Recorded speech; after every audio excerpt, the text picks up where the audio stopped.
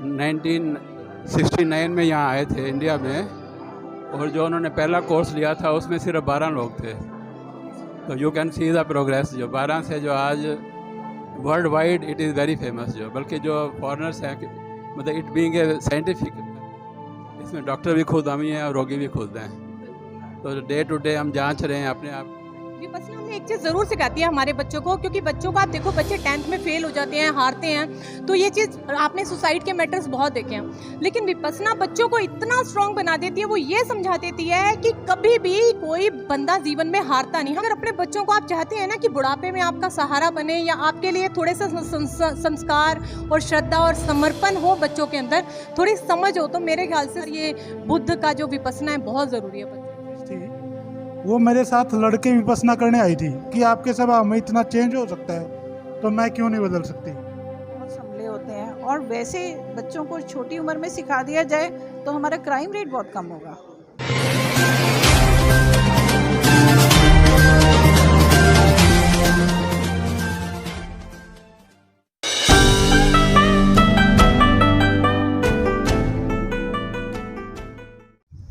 नमस्कार, आप देख रहे हैं NB न्यूज़ 24/7 नीलम बोध के साथ। और आज है हम हरियाणा के करनाल में। जी हाँ, वही करनाल जहां पर कि धम्म कारुणिक विपस्सना साधना संस्थान है। साथियों, मैं आपको बता दूं कि धम्म कारुणिक विपस्सना साधना केंद्र यहाँ पर आखिर होता क्या है, क्यों लोग यहाँ पर आते हैं, इसके पीछे बहुत बड़ा कारण है। क्योंकि अगर मैं बात करूँ यहाँ की, पहले तो मैं थोड़ा यहाँ की आपको लोकेशन दिखाना चाहूँगी। आप देख सकते हैं कि कितना पीसफुली माहौल है, बिल्कुल खेतों के बीच में ये ध्यान साधना केंद्र बना हुआ है और कितना सुंदर है। यहीं से हम एंट्री लेंगे इसकी तरफ आगे बढ़ते हुए। और जो ध्यान साधना केंद्र है, आखिर यहाँ पर क्या कराया जाता है, कैसे कराया जाता है, और यहाँ पर आने का लोगों का लक्ष्य क्या होता है, किस उद्देश्य को लेकर लोग आते हैं, और यहाँ पर जो 10 दिन का शिविर प्रशिक्षण केंद्र चलता है उसमें आखिर क्या सीख कर जाते हैं, किन चीज़ों पर नियंत्रण करना सिखाया जाता है, और ये विधि कहाँ से आई, कैसे आई, और इस विधि की आखिर भारत देश को क्या ज़रूरत पड़ी, ये भी बहुत विचारणीय प्रश्न है। क्योंकि अगर आज के वर्तमान युग की बात करूँ तो आज के वर्तमान युग में जिस तरह से हम देख रहे हैं कि भौतिकवाद की चकाचौंध में फंसकर लोग कहीं ना कहीं एक होड़ लगी हुई है लोगों में कि उससे ज़्यादा संपत्ति मेरी हो, उससे ज़्यादा एजुकेटेड मैं हूँ, उससे ज़्यादा धन संपदा मेरे पास में हो। तो इस तरह की भाग दौड़ भरी ज़िंदगी में कहीं ना कहीं व्यक्ति तृष्णाओं में इतना भर गया है कि वो किसी भी व्यक्ति को अपने से आगे निकलते हुए देखना पसंद नहीं करता। तो इन्हीं चीज़ों पर, खासकर अगर मैं चित्त की बात करूं, मन की बात करूं, तो उसी चित्त उसी मन पर यहाँ पर कंट्रोल करना सिखाया जाता है।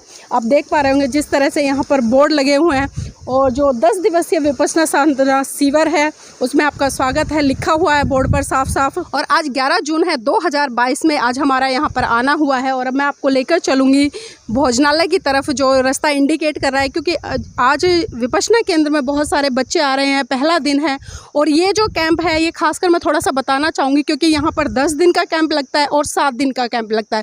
जो 10 दिन का शिविर होता है वो बड़े लोगों के लिए लगाया जाता है, जो 19 साल से ऊपर के लोग होते हैं उनके लिए होता है, चाहे उसमें मेल हो फीमेल हो। पर बताया गया था, मेरी बात हुई थी यहाँ पर जो देख रेख करते हैं उनसे, कि आज बच्चों का कैंप है जिसमें कि बच्चे मतलब 15 साल से लेकर 19 साल तक की जो अवस्था है, एज ग्रुप है, उस उम्र के बच्चे यहाँ पर आए हुए हैं। यहाँ पर कुछ बिटियाएँ भी हैं, और ये कैंप खासकर मैं बता दूँ यहाँ पर आज लड़कियों के लिए लगा हुआ है, और ये 7 दिन का कैंप रहेगा। इसमें जितना भी एज ग्रुप है 15 से लेके 19 साल तक, वो सारी लड़कियां ही रहेंगी, लड़के नहीं रहेंगे। कुछ बच्चे उनसे जानना चाहेंगे। बेटा नाम क्या है?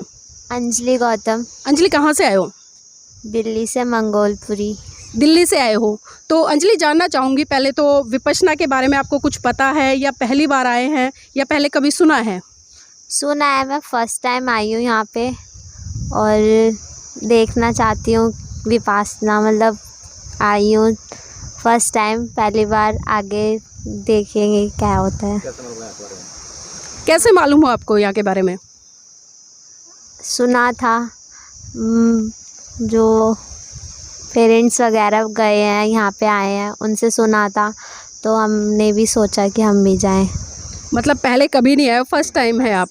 ठीक है, देखिए बच्चे हैं, फर्स्ट टाइम आए हैं, लेकिन एक जिज्ञासा है कि हम यहाँ पर आएँ और आखिर क्या होता है यहाँ पर और सीखें। आपका नाम क्या है? हिमांशी। हिमांशी, कहाँ से आए हो? हम दिल्ली से आए हैं। आप भी दिल्ली से आए हैं? हाँ। अच्छा हिमांशी, जानना चाहूँगी विपश्यना के बारे में पहले कभी सुना या इस तरह के कैंप आपने पहले अटेंड किए या ये पहला है आपका? नहीं, मैंने सुना तो है पर लेकिन अटेंड मैंने ये फर्स्ट टाइम किया है।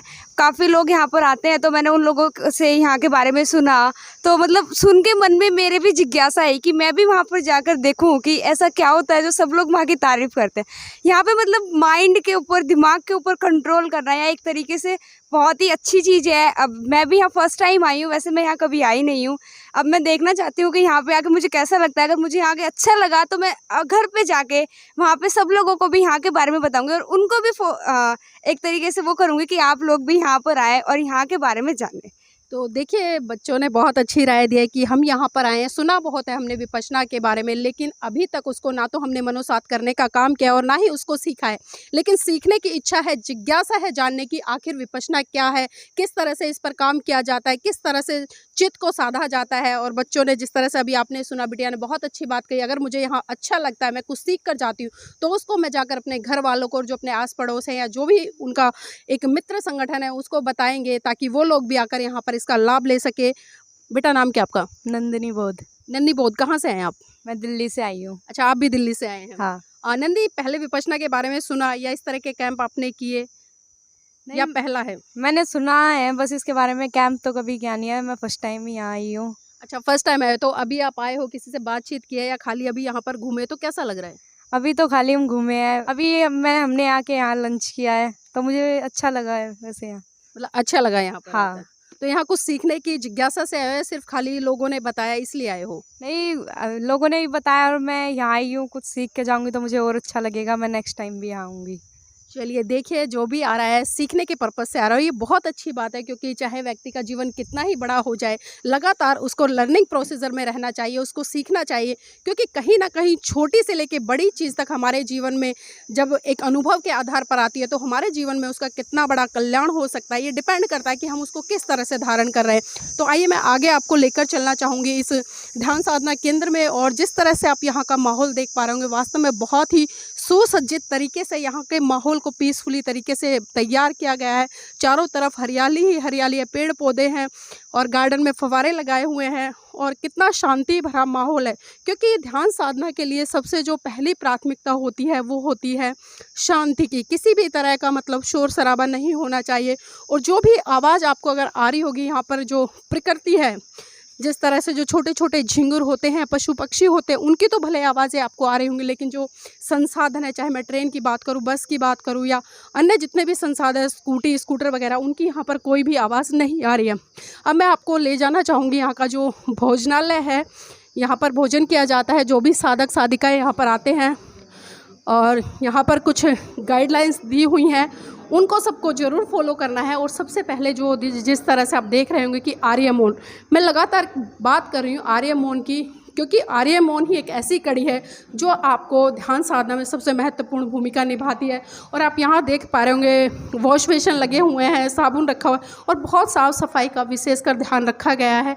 और यहाँ से जो भी साधक या साधिकाएँ आते हैं, यहाँ से बर्तन लेते हैं, इन्हीं बर्तनों के द्वारा यहाँ पर खाना खाया जाता है और फिर धोकर यहीं पर रख दिया जाता है। तो यहाँ पर एक वाटर कूलर भी लगा हुआ है जिससे कि ठंडा पानी आपको मिलता है, क्योंकि गर्मी है, इस समय जून का महीना चला हुआ है। और अब मैं थोड़ा आपको अंदर लेकर चलना चाहूँगी, क्योंकि आज शिविर का पहला दिन है और यहाँ पर काफ़ी दूर दराज से काफ़ी बच्चे आए हुए हैं। अभी रजिस्ट्रेशन हो रहा है, तो यहाँ पर मैं थोड़ा सर से चर्चा करना चाहूँगी, बच्चे कहाँ कहाँ से आए हैं और कितने बच्चे एक कैंप में जो संख्या सुनिश्चित की होती है, कितने बच्चे भाग ले सकते हैं। सर, आपका स्वागत है एनबी न्यूज़ में। नमस्कार मैडम, स्वागत है जी आपका। सर, जानना चाहूँगी जिस तरह से अभी पहला दिन है आज विपश्यना का, तो कौन सी एज ग्रुप के बच्चे आए हुए हैं?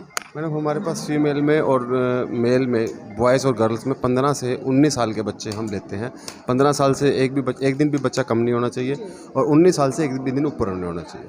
जिस तरह से बच्चे आ रहे हैं, और यहाँ पर रजिस्ट्रेशन के लिए क्या प्रोसीजर होता है, कैसे पता चलता है या कैसे पता लगाया जाए? हमारा पूरे इंडिया में ऑल ओवर वर्ल्ड में ऑनलाइन ही होता है। आप वेबसाइट पे जाइए, चेक करें, 2 महीने कहीं 2 महीने कहीं 3 महीने पहले बुकिंग खुल जाती है, तो वहीं से पता लगता है सबको। मतलब 3 महीने पहले बुकिंग ओपन हो जाती है, तो कितने दिन तक बुकिंग चलती है? जब तक कोर्स फुल ना हो। एक कोर्स में कितने स्टूडेंट होते हैं? जितनी हमारे पास अकोमोडेशन होती है ना जी, उसी हिसाब से हम लेते हैं। एक भी स्टूडेंट को फालतू नहीं ले सकते, सबको हम सिंगल देते हैं। और सर यहाँ पर 2 तरह के कैंप जिस तरह से बताए गए हैं, एक 10 डेज़ का होता है, एक 7 डेज़ का होता है, इन दोनों में फ़र्क क्या है? 10 डेज़ का होता है वो जनरली अडल्ट के लिए होता है, और ये जो 7 डेज़ का है ये बच्चों के लिए है। ये साल में एक ही शिविर लगाते हैं हम, और वो महीने में 2 शिविर आपके लगते ही हैं। मतलब जो अडल्ट के लिए है वो 2 लगते हैं, और जो बच्चों के लिए हैं वो सिर्फ साल में एक लगता है। उसमें गर्ल्स बॉयज़ सर? वो अलग अलग होते हैं। अभी बॉयज़ का हमारा 5 तारीख को ख़त्म हुआ है, उसमें केवल बॉयज़ ही थे। अभी गर्ल्स का है, ये 11 से 19 तक का है, इसमें केवल गर्ल्स ही है और कोई अलाउड भी नहीं है इसमें। सर थोड़ा सा ये भी जानना चाहूँ, क्योंकि जिस तरह से ध्यान साधना का एक कॉन्सेप्ट है विपश्यना, आखिर है क्या ये चीज़? विपश्यना मैडम 2500 साल पहले महात्मा बुद्ध ने जो हमें टेक्निक दी थी, वही ओरिजिनल टेक्निक हमारे गुरुजी लगभग आज से 40-45 साल पहले ब्रह्मा से लेके आए थे।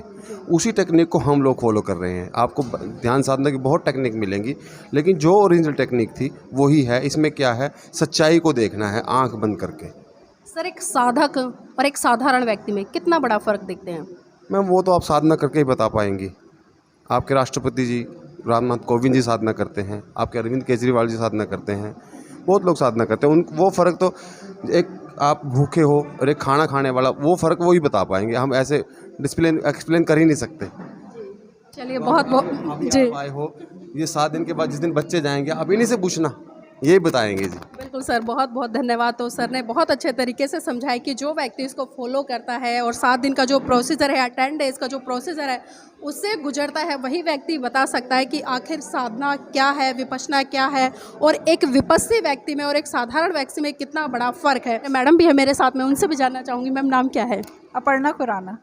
मैम जानना चाहूँगी कि फ़िलहाल अभी जिस तरह से ध्यान साधना का शिविर है, खासकर गर्ल्स का है ये, जिस तरह से अभी सर से मेरी बात हुई है, तो जो बच्चे आते हैं किस तरह से उनको मतलब समझाया जाता है, या उनको एक तरीके से, क्योंकि बच्चे कहीं ना कहीं हम देखते हैं काफ़ी चंचल होते हैं, और 7 दिन लगातार चुप रखना उनको और एक अनुशासन में डालना। ज़्यादातर वो बच्चे आते हैं जिनके पेरेंट्स ने विपश्यना की होती है, उन्होंने उसका लाभ देखा होता है, और घर में वो जब साधना करते हैं तो बच्चे भी इंस्पायर्ड होते हैं कि हमें भी कुछ करना चाहिए। तो पेरेंट्स उनको कन्विंस करते हैं और यहाँ लेकर आते हैं उनको।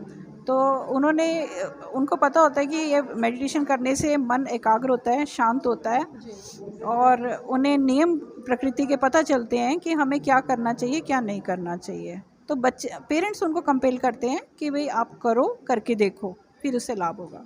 जो बड़े लोग आते हैं टीनेजर से अबो होते हैं और एक टीनेजर, 2 ग्रुप आपके पास में आते हैं, तो ईज़िली कौन से ग्रुप के लिए ईज़िली होता है कि उनको बड़ी आसानी से ये चीज़ें समझाई जा सकती हैं? बड़े लोग जल्दी समझ लेते हैं, बच्चे थोड़ा क्योंकि शरारती होते हैं, उनको मौन का पालन करना में दिक्कत होती है। लेकिन जब वो सेकंड टाइम आते हैं तो वो बहुत संभले होते हैं, और वैसे बच्चों को छोटी उम्र में सिखा दिया जाए तो हमारा क्राइम रेट बहुत कम होगा। मतलब फ़र्क पड़ता है काफ़ी इन चीज़ों पर? हाँ हाँ, फ़र्क पड़ता है। तो देखिए, जिस तरह से अगर मैं सामाजिक दायरे की बात करूं या सामाजिक मर्यादाओं की बात करूं, तो समाज में आज अनैतिकता बहुत बड़े स्तर पर फैली हुई है। तो कहीं ना कहीं जो बच्चे शुरू से ही ध्यान साधना के शिविर में आते हैं, चित्त पर कंट्रोल करना सीखते हैं, तो जिस तरह से क्राइम होते हैं उन पे भी कहीं ना कहीं बहुत बड़े स्तर पर लगाम लगाई जा सकती है।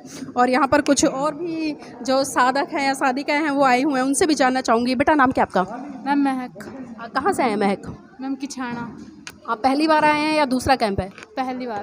पहली बार आए हैं। तो आज से पहले साधना के बारे में कुछ जानते थे, कुछ सुना है कि विपश्यना क्या होता है, बताएं थोड़ा सा। हमारे पापा ने पहले इधर वो की है साधना, इसलिए हमें इस बारे में पता चला है, इसलिए हम करने आए हैं इधर एक्सपीरियंस के लिए। अच्छा, एक्सपीरियंस करोगे यहाँ पर? चलिए देखिए सर, आप यहाँ पर कर चुके हैं, तो थोड़ा जानना चाहूँगी, जो साधना करे हुआ व्यक्ति होता है और एक साधारण व्यक्ति होता है, दोनों को किस तरह से देखते हैं?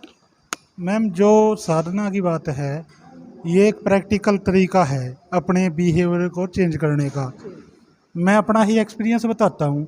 जब मैंने पहले बार साधना की थी तो फैमिली में बहुत सी दिक्कतें थी, और जब करके जा चुका तो जो मैडम थी, मेरी मिसेज थी, वो मेरे साथ लड़के विपश्यना करने आई थी कि आपके स्वभाव में इतना चेंज हो सकता है तो मैं क्यों नहीं बदल सकती।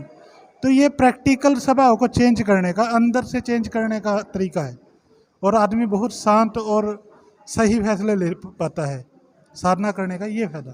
जी, तो तो देखिए, जिन लोगों ने प्रैक्टिकल किया है वो उसको बहुत अच्छे तरीके से समझा सकते हैं, बता सकते हैं। और मैं थोड़ा सा जो मैस की बात कर रही थी, मैं थोड़ा मैस में भी दिखाना चाहूँगी, क्योंकि यहाँ पर देखिए जो संतुलित भोजन है उसकी बहुत अच्छी तरीके से व्यवस्था है।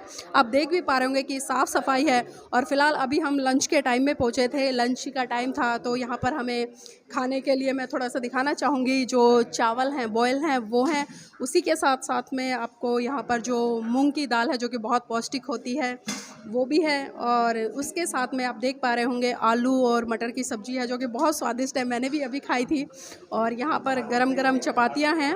जो व्यक्ति जैसे भी खाना खाए उसकी सुविधा के अनुसार यहाँ पर खाना आपको उपलब्ध होता है। और यहाँ पर सलाद भी रखी हुई है और एक स्वीट भी थी जिसमें कि जलेबी थी, मैंने अभी तक खाई नहीं है लेकिन मैं बता रही हूँ। तो इन्हीं चीज़ों से आप आकलन कर सकते हैं कि यहाँ पर साफ़ सफाई से लेकर खाने की व्यवस्था से लेकर रहने सोने पीने की व्यवस्था से लेकर हर तरह का जो सिस्टम है बहुत अच्छे तरीके से तैयार किया गया है।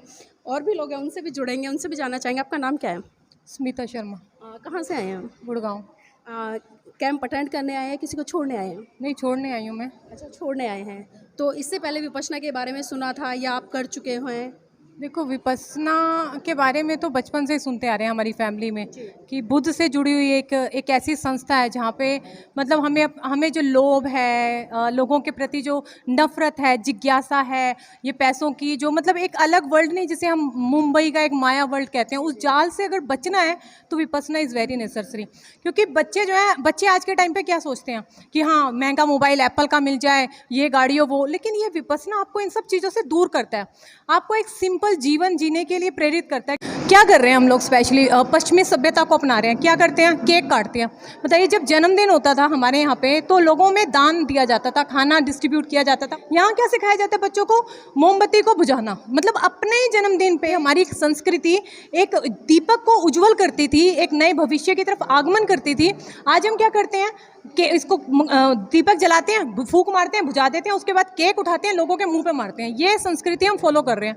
लेकिन अगर अपने बच्चों को आप चाहते हैं ना कि बुढ़ापे में आपका सहारा बने या आपके लिए थोड़े से संस्कार और श्रद्धा और समर्पण हो बच्चों के अंदर, थोड़ी समझ हो, तो मेरे ख्याल से ये बुद्ध का जो विपश्यना है बहुत ज़रूरी है बच्चों में, बहुत सच्ची में बहुत ज़रूरी है। और विपश्यना किस तरह से काम करती है? देखो, विपश्यना जो होती है, विपश्यना आपको अंदर से स्ट्रॉन्ग बनाती है।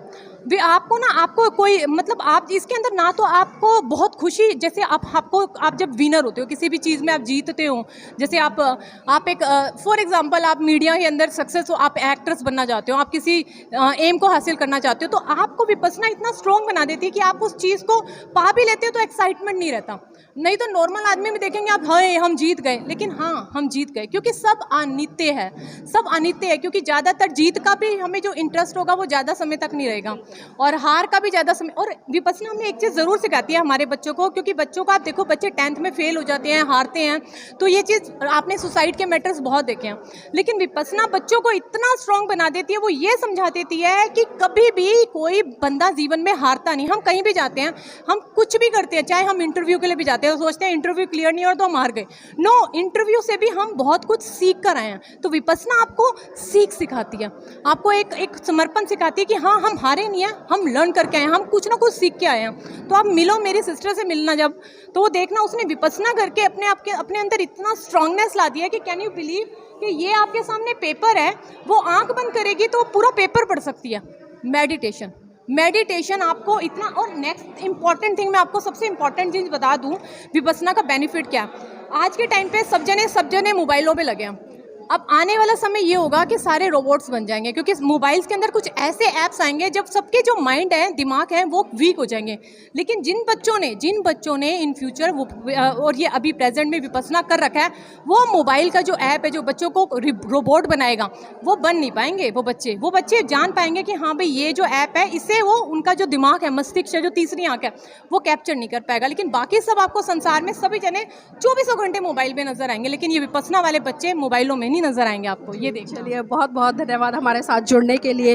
तो देखिए, जिस तरह से बताया कि विपश्यना का वास्तव में कितना बड़ा उद्देश्य है या कितनी बड़ी सार्थकता है, ये सार्थकता तभी आपको हासिल होगी जब आप इस प्रोसीजर में आएंगे, इसको फॉलो करेंगे। और 7 दिन या 10 दिन का जो भी कैंप लगता है, क्योंकि 7 डेज का जिस तरह से मैंने बताया कि जो टीनेजर ग्रुप के बच्चे होते हैं उनके लिए होता है, और 10 डेज का जो टीनेजर से ऊपर के होते हैं उनके लिए होता है। और यहाँ पर और भी काफ़ी अनुभवी लोग हैं, उनसे भी मैं थोड़ी जानकारी साझा करूँगी, क्योंकि आए हैं, क्योंकि हम अक्सर देखते हैं, कहते भी हैं कि जो हमारे बड़े बुजुर्ग होते हैं वो कहीं ना कहीं हमें सही मार्गदर्शन दिखाते हैं। तो इनसे भी जानना चाहूँगी। बाबूजी नाम क्या है? ज्ञानी राम जागलानी, कहाँ से हैं बाबूजी? पानीपत से। किसी को छोड़ने आए हैं? अपनी लड़की की लड़की द्योती को। जी। अच्छा बाबूजी, आपने कभी कैंप अटेंड किया है विपश्यना का, ये साधना का? बहुत किया है। तो क्या परिवर्तन लगा पहले में और साधना करने के बाद? ऐसा है, साधना के बाद आदमी का है ना मन है ना स्थिर हो जाता है, और आम जनरल आदमी का मन स्थिर नहीं होता, और स्थिर नहीं होता तो वो उपद्रव करता है, कभी किसी के साथ, कभी किसी गुट में, कभी किसी गुट में। और जब साधना करता है तो गुटबाजी खत्म हो जाती है, वो अपने अंदर को देखता है और अपने चित्त को साफ करता है, और अपने भविष्य के लिए चित्त को साफ करना।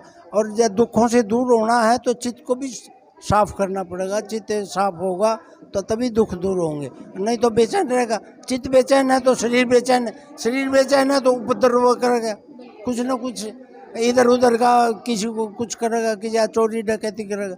और एक साधना के हमारे इसके विपश्यना साधना जो प्राचीन भारत की संस्कृति की साधना थी, लाखों वर्षों पुरानी जो साधनाएं थी, अब जो साधनाएं हैं ये अलग टाइप की साधना करवाते हैं लोग। लेकिन विपश्यना एक असली साधना है, खुद नहीं हुई, अपनी आप रिसर्च करके।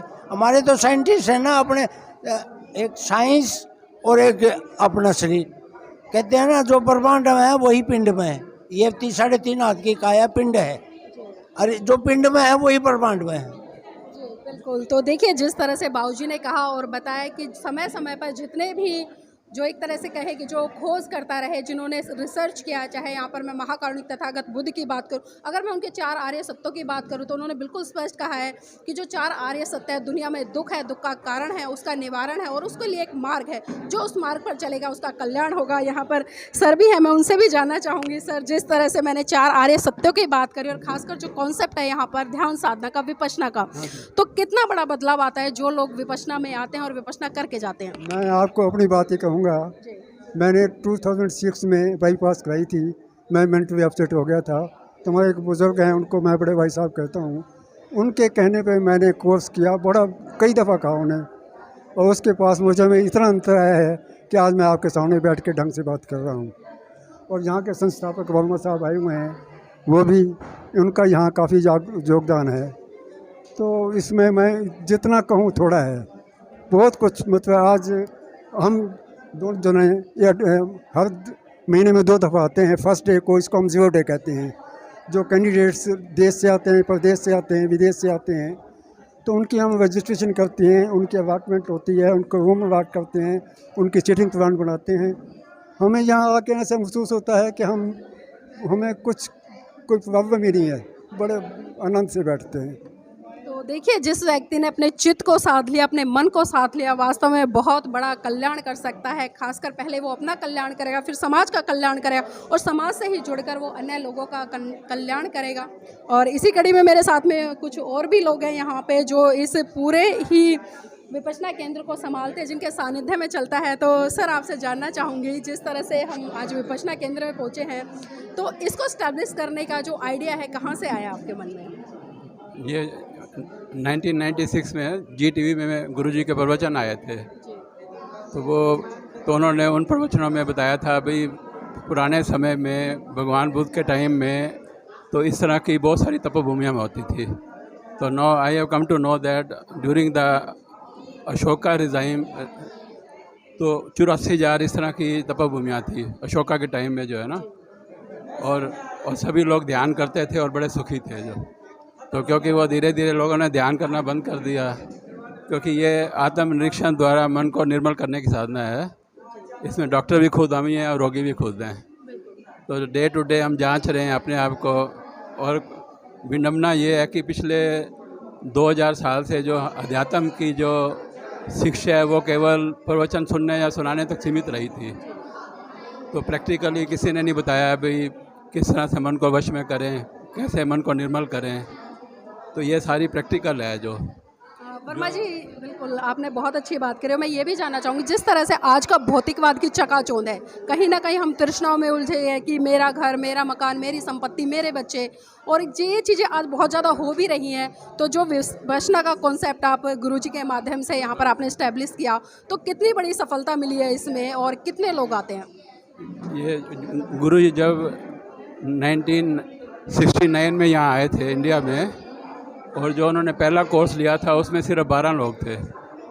तो you can see the progress, जो 12 से जो आज world wide it is very famous. जो बल्कि जो फॉरेनर्स हैं, मतलब it being a scientific method, क्योंकि it is a science of mind and matter. जो whatever arises in the mind is accompanied by a flow of biochemicals in the body. अब तो ये रिसर्च भी हो रही है कि मन में कुछ भी उत्पन्न होता है ना, तो मोर देन 100 टाइप ऑफ जो बायोकेमिकल जो फ्लो होते हैं वो अभी आइडेंटिफाई हो चुके हैं। जो तो समझो एक हमारा जो बॉडी है केमिकल बनाने की फैक्ट्री है एक तरह से।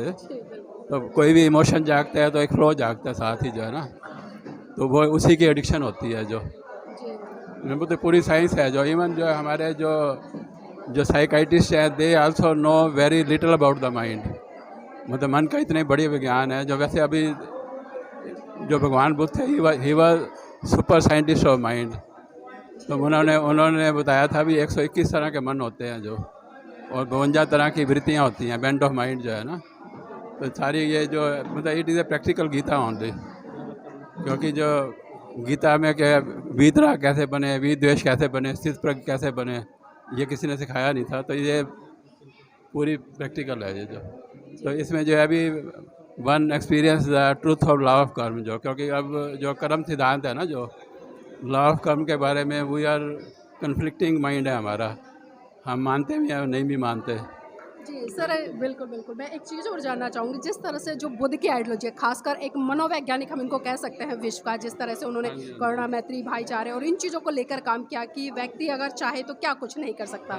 लेकिन जिस तरह से उन्होंने धम्पत की आज से 2500 वर्ष पूर्व कहा था कि भाई मनोपुपगमा धम्मा मनोर सेठा मनोमया मनसा चपत डैन बासदी व करोती वाता दो नंद दुखवती चक्कंग वह तो पदंग। अर्थात मन सभी प्रवृत्तियों का अगवा है। जो भी चीज़ें हमारे मन में उत्पन्न होंगी वही चीज़ें हमारे व्यवहार में आएंगी। तो मैं जानना चाहूँगी सर, जिस तरह से बुद्ध की जो आइडियोलॉजी थी, जो पूरे भारत देश में फैली फूली पनपी और बाहर विदेशों में भी निकलकर बहुत बड़े स्तर पर प्रचार प्रसार हुआ, लेकिन आज क्या कारण है, जिस तरह से आप लोग विपश्यना केंद्र भी बहुत बड़े बड़े केंद्र चला रहे हो, पूरे ऑल ओवर भारत देश में चल रहे हैं, लेकिन फिर भी कहीं ना कहीं जो बुद्ध की आइडियोलॉजी है आज वो वास्तविकता में कहीं ना कहीं ख़त्म होती नजर आ रही। तो इसके पीछे क्या कारण सर? पिछले 2000 सालों से जो है धीरे धीरे इसमें जो है ना, जैसे अशोका के तकरीबन 200-250 साल बाद तक ये रही थी। तो उसके बाद जैसे रूलर चेंज हुआ, तो आपको पता ही उन दिनों में रूलर की क्या थिंकिंग है। जो क्योंकि तो वो फिर धीरे धीरे जो है ना सारा लिटरेचर, थ्योरी, प्रैक्टिकल सब लुप्त हो गया था। तो पिछले फिर 2000 साल में जो बुद्ध की शिक्षा के बारे में भी जो है मतलब कि एक तरह से सही प्रचार नहीं किया गया। जबकि जो बुद्ध थे वो भगवान थे। तो उन दिनों जो भगवान का मीनिंग है, जो वो जिसने अपना राग द्वेष भगन कर दिया है, जहाँ बिल्कुल 100% निर्मल हो गया ना, और भगवान बनने की एलिजिबिलिटी उन दोनों में यह थी भी जो आप अभी तो आपको लगेगा भी ये रियलिस्टिक नहीं लगेगा। मतलब इसमें 4 संख्या 1 लाख कल्प पारमी पूरी करनी होती हैं, जो तब वो इस काबिल होता है कि वो इस विद्या को दोबारा खोज निकाले और लोगों को सिखाए। अब जैसे गुरु नानक देव जी वैसे वो भी मुक्त हुए थे, बुद्ध थे, पर वो लोगों को सिखा नहीं पाए थे, खुद मुक्त हो गए थे। तो उन दिनों में ये जैसे बहुत बड़ी तपस्या के बाद बुद्ध बनता है, जब मतलब बुद्ध का पैदा होना it is a very rare event. तो ये हमारा जी, आपने जिस तरह से आप यहाँ का संचालन कर रहे हो, संस्थापक भी हो, तो मैं जानना चाहूँगी कोई जॉब करते थे या इसको स्थापित करने की प्रेरणा कहाँ से आई और किन लोगों के माध्यम से, किन लोगों के सहयोग से यहाँ पर इतना बड़ा आपने ये संस्थान खड़ा किया? मतलब वैसे पुराना ही जो संस्कार होते हैं जो वो फॉलो करते हैं हमें एक जन्म से दूसरे जन्म। क्योंकि अब मैं तो सिर्फ जो प्रवचन सुन के ही मुझे लगा भी इस तरह का होना चाहिए। जो तपोभूमि जो है ना, ये एक्चुअल जो तपस्या का मीनिंग ही चेंज हो गया। जो इसमें सारा अंतर तप है, जो मन को कैसे शुद्ध करना है, मन को वश में करना है। जबकि पुराने अब पिछले 2000 सालों में तो जो एक टांग के ऊपर खड़ा होकर तपस्या कर रहा है, कोई भूखा रह के तपस्या कर रहा है, तो वो ये सारा मन से संघर्ष जो है ना, सारा मन को निर्मल करने की साधना है। ये कैसे जो मन का जो अंतर मन का स्वभाव है जो उसको बदलने की साधना सारी है जो इट इज़ वेरी साइंटिफिक। जो अभी आने वाले टाइम में अब ये बच्चों को भी सिखाया जा रहा है। अभी ये महाराष्ट्र में मतलब गवर्नमेंट की तरफ से जो है ना they are giving 14 days leave with pay to the teachers. तो उसमें बच्चे भी सुबह 10 मिनट सुबह 10 मिनट शाम को वो ध्यान करते हैं वहाँ स्कूलों में। तो अभी ये चेंज आ रहा है जो मतलब वी आर वेरी ऑप्टिमिस्टिक कि भाई अब अशोका के टाइम में लोग ध्यान करते थे तो वो गोल्डन ईरा था एक जो है ना। वहाँ उसने अशोका ने 29 साल राज्य किया था और बड़ा ये it is a guideline for our administrator जो भी कितना इतना वास्ट जो उसका साम्राज्य था और कितने सुचारू रूप से जो है ना। तो उन दिनों में भी इसी तरह कई कई अन्य कितने प्रकार की मान्यताएं थी जैसे आज संप्रदाय भी हैं मान्यताएं भी हैं जो पर वो आपस में लोग सब प्रेम प्यार से रहते थे उस टाइम जो है ना। कोई एक्सटर्नल एग्रेशन नहीं हुआ। और you will be surprise to know भाई बुद्ध अपनी ये जो अशोका था तो वो अपनी प्रजा को अपनी संतान से भी ज़्यादा प्यार करता था। मतलब कि जो दूसरे देशों की प्रजा थी जो उनसे भी उतना ही प्यार जो। तो आज मतलब कुछ देशों में जो लोग सुबह उठ के प्रेयर करते हैं भी हमारा राजा हो तो अशोक जैसा हो। सर एक सवाल और जानना चाहूँगी जाते जाते लास्ट में, जिस तरह से गुरुजी ने भी कहा और हम देख रहे हैं कि जितने भी विपश्यना केंद्र हमारे सेंटर चले हुए हम देखते हैं एक होता है धर्म और एक होता है सांप्रदायिकता। इन दोनों में कितना बड़ा भेद है या दोनों एक दूसरे से कितना? ये भी जो है ना ये एक्चुअली पिछले 2000 साल में जो है ये पर्यायवाची बन गए जबकि ऐसा नहीं है। जो अब जैसे बुद्धवाणी जो है ना ये 15,000 पृष्ठों की है जो तकरीबन 92 लाख वर्ड्स का लिटरेचर है जो उसमें जो कहीं भी उसको अभी पूरा सीडी बनाई गई उस सीडी रोम में डाला गया तो कहीं पर बुद्ध धर्म वर्ड है ही नहीं जो। क्योंकि भगवान ने भी उस टाइम धर्म सिखाया मतलब लॉ ऑफ नेचर जो है ना कुदरत के क्या कानून है। क्योंकि ये सारा हमारा जो ब्रह्मांड है नियमानुसार चल रहा है जो कुदरत के कुछ नियम है जो तो वही है। वो अगर हम उनको फॉलो करते हैं तो हम सुखी रहेंगे। तो अगर हम उसके फॉलो नहीं करते हैं जो और ये भी बल्कि ये भी हमारा सौभाग्य है कि जो हम कुदरत के कानूनों का अगर तो हम फॉलो करते हैं तो कुदरत हमें पुरस्कार भी देती है जो। तो ये अब ये इतने जो वॉलंटियर्स है जो तो अंदर से इनको एक मतलब कि जो मुदिता बोलते हैं ना अंदर से प्रसन्नता होती है निष्काम सेवा करके। तो ये सब वॉलंटियर्स हैं जो नोबडी इज़ पेड हियर। तो सारे जो बहुत बहुत धन्यवाद सर हमारे साथ जुड़ने के लिए। बिल्कुल हमारे जो प्रश्न पूछा गया था ना भी आप इतने बड़े इंडस्ट्रियलिस्ट थे जो कैपिटलिस्ट थे वहाँ बर्मा में और आप सारा काम छोड़ के भी आपको क्या मिलता है जो आज की दुनिया में। तो सभी का यही क्वेश्चन होता है ना। तो उन्होंने कहा भी जो मुझे अंदर से मुदिता जो है ना अंदर से जो सुख शांति और प्रसन्नता मिलती है भी दूसरे इसका लाभ ले रहे हैं तो इससे बड़ा रिवार्ड तो। सर बहुत बहुत मंगल कामनाएं हमारे इसी तरह से आप इसको सुचारू रूप से चलाते रहें ताकि लोग धम्म का लाभ यहाँ पे ले सकें और जिस तरह से शुद्ध रूप से जो विपश्यना थी उसको जान सके कि आखिर विपश्यना क्या है और इसको करके व्यक्ति के जीवन में कितना बड़ा बदलाव आ सकता है।